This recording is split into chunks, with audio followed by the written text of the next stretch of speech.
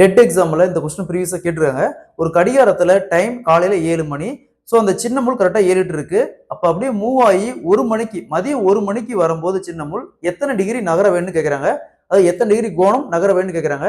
So கிளாக்ல இந்த model some கேட்டாங்களா எப்படி குயிக்கா சால்வ் பண்ண வரது பார்க்கலாம். கொஸ்டின்ல ஒரு கிளாக்ல டைம் காலையில 7 மணி. ஸோ 7 மணிக்கிட்ட சின்ன முள் இருக்குது. அப்போ 1 மணி மதியானம் 1 மணிக்கிட்ட அந்த சின்ன முள் வரும்போது எத்தனை டிகிரி கோணம் நகர வேணும்னு கேட்கறாங்க. ஸோ பாருங்க ஒரு கிளாக்கு இதுல சின்ன முள் காலையில 7 மணிக்கு இந்த இடத்துல இருக்கு. இப்படியே மூவ் ஆகி கரெக்டா மதியானம் 1 மணிக்கு இங்க வரும். ஸோ அப்ப இந்த டிகிரி கோணம் எத்தனை டிகிரின்னு கேட்கறாங்க. சரிங்களா?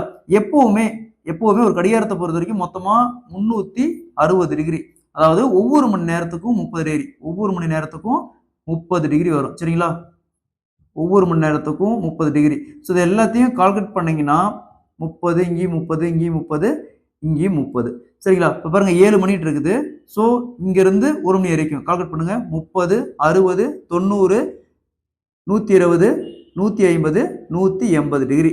ஸோ அப்ப 180 டிகிரி நகர வேண்டும். Option B is the correct answer. இதே மாதிரி இருந்து பாருங்க ஒரு கடிகாரத்துல டைம் காலையில 4 மணி 10 மணிக்கிட்ட நகரம்னா 10 மணிக்கிட்ட இந்த சின்ன முள் வரணும்னா எத்தனை டிகிரி நகர வேணும்னு கேட்கறாங்க. இதே மாதிரி இந்த சம சால்வ் பண்ணிக்கிற ஆன்சரை கமெண்ட்ல போடுங்க.